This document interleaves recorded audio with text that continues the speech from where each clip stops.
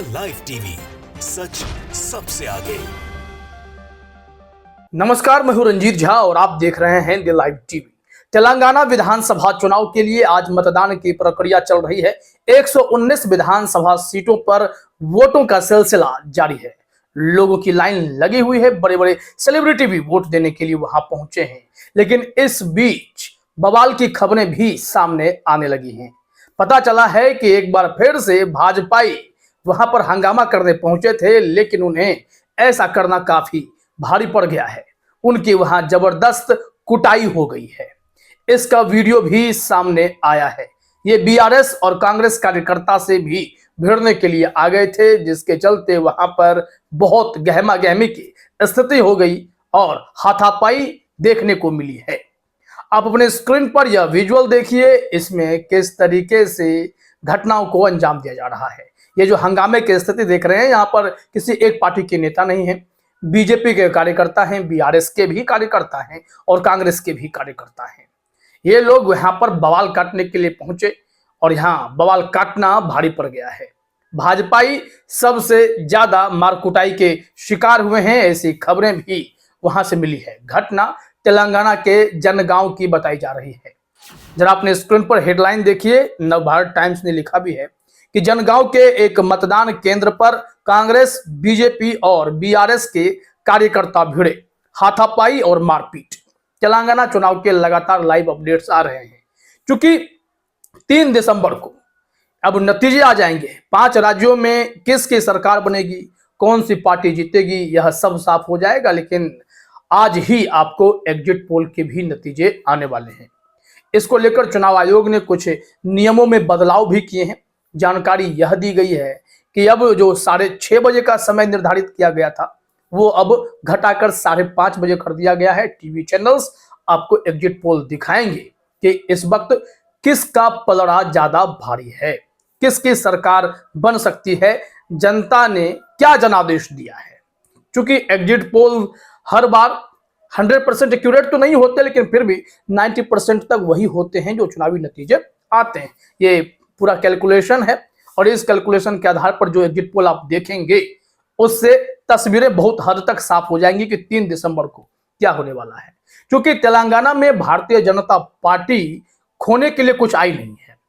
वो वहां पर चाहती है ध्रुवीकरण के जरिए, हिंदू मुस्लिम के जरिए हैदराबाद को भाग्यनगर बनाकर ना जाने कई ऐसे शिगुफे छोड़कर सत्ता में आया जाए, या फिर कुछ विधायकी जो है प्राप्त कर ली जाए। कुछ विधायकों को वहां पर बीजेपी से ही जीत मिल जाए, ऐसी कोशिश में बीजेपी लगी हुई है।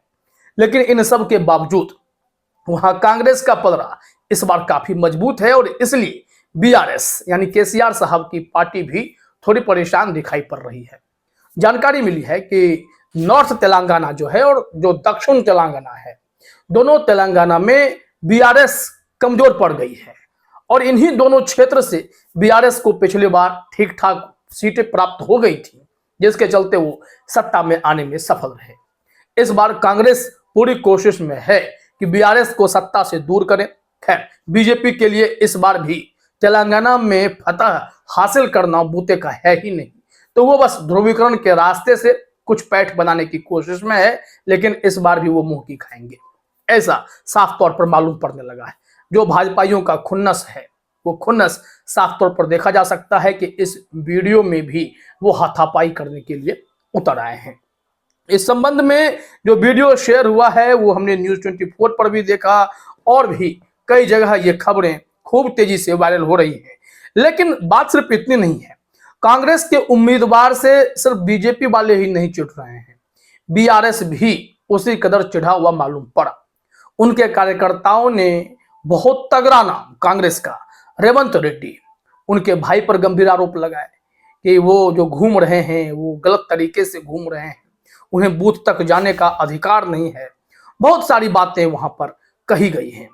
इसमें जो रिपोर्ट है जरा हम आपको दिखाते हैं, क्योंकि कई लोग अब यहाँ पर बड़े बड़े चेहरे हैं जो वोट डालने के लिए आए हैं। यहाँ पर जानकारी मिली कि रेवंत रेड्डी के भाई को लेकर कामारेड्डी में हुआ हंगामा। लिखा गया है, तेलंगाना चुनाव के दौरान बीआरएस कार्यकर्ताओं ने प्रदेश कांग्रेस अध्यक्ष पद के उम्मीदवार रेवंत रेड्डी के भाई कोंडल रेड्डी को कामारेड्डी में मतदान केंद्र पर जाने से रोका। लोगों ने आरोप लगाया कि वह यहां मतदाता नहीं है और आने के लिए अधिकृत नहीं है। एक बीआरएस कार्यकर्ता ने कहा, कोंडल रेड्डी नकली पास लेकर इधर उधर घूम रहा है और निर्वाचन अधिकारी से बात कर रहा है। वह 20 लोगों के साथ घूम रहा है। वह उनके साथ 3 वाहनों में 3 मतदान केंद्रों पर गया, लेकिन पुलिस ने उन्हें कुछ नहीं बताया। वे यहां आने के बाद गुंडागर्दी कर रहे हैं। हम उसके साथ आए लोगों को पुलिस ने गिरफ्तार कर लिया, लेकिन पुलिस ने उन्हें 10 मिनट में रिहा कर दिया। हम चुनाव आयोग से शिकायत करेंगे। ये खबर इसलिए है क्योंकि कांग्रेस ने जिस चेहरे को इस बार आगे किया है, ये बड़ा नाम है। तेलंगाना में इनकी पकड़ अच्छी है और इससे खुद केसीआर घबराए हुए हैं, क्योंकि जहां जहां वो कमजोर हैं वहां वहां कांग्रेस ने अपने गढ़ को मजबूत कर लिया है। अभी जो लगातार वोटिंग का सिलसिला जारी है वो तो शाम तक चलेगा, लेकिन तुरंत बाद एग्जिट पोल के नतीजे आ जाएंगे।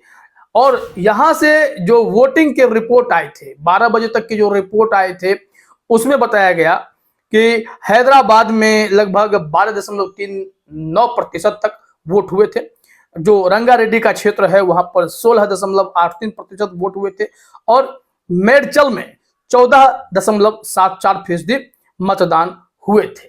लेकिन यहां पर समझना पड़ेगा कि सियासी समीकरण क्या है, क्योंकि ताकत तो खूब झोंके गए हैं और सिर्फ ताकत झोंकने से काम तो नहीं होगा। असल में सियासी मूड क्या है, जनसत्ता पर एक रिपोर्ट दिखाई गई।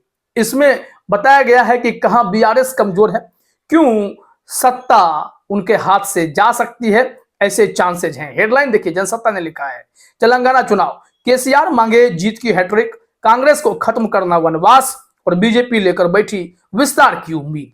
119 सीटों पर जनता का वोट पड़ रहा है। तो पड़ेगा, इन्होंने लिखा था, क्योंकि इस संबंध में जो रिपोर्ट है वो जा देखिए। केसीआर की चुनौती बड़ी क्यों है, जनसत्ता ने लिखा है, वैसे इस चुनाव में कांग्रेस और बीजेपी को अपनी उम्मीद ज्यादा इसलिए दिखाई दे रही है क्योंकि केसीआर की पार्टी अपने सबसे मजबूत गढ़ नॉर्थ तेलंगाना में ही कुछ कमजोर बताई जा रही है।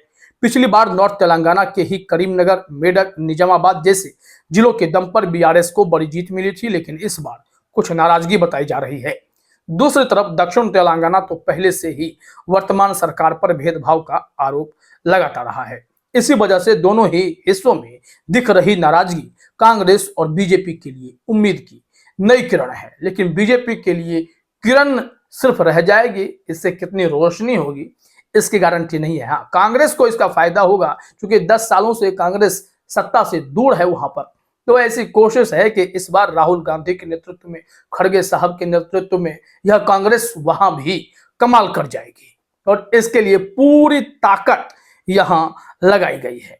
लेकिन बीजेपी ने अपने तेवर नहीं बदले, बीजेपी का रंग वही है। जो मैंने कहा ध्रुवीकरण की बात, यहां देखिए क्या लिखा गया है कि इस बार सभी पार्टियों के घोषणा पत्र भी जमीन पर समीकरण बदलने का दम रखते हैं।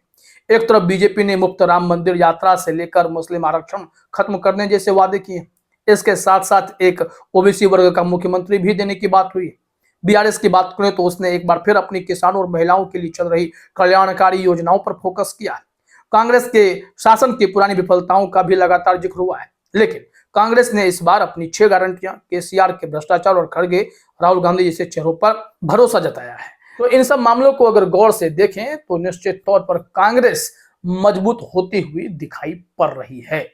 तो इंतजार कीजिए, थोड़ी ही देर में, कुछ ही घंटों के बाद मतदान की प्रक्रिया जैसे समाप्त होगी, आपके सामने एग्जिट पोल के नतीजे होंगे और उससे तय हो जाएगा कि 3 दिसंबर को क्या होने वाला है।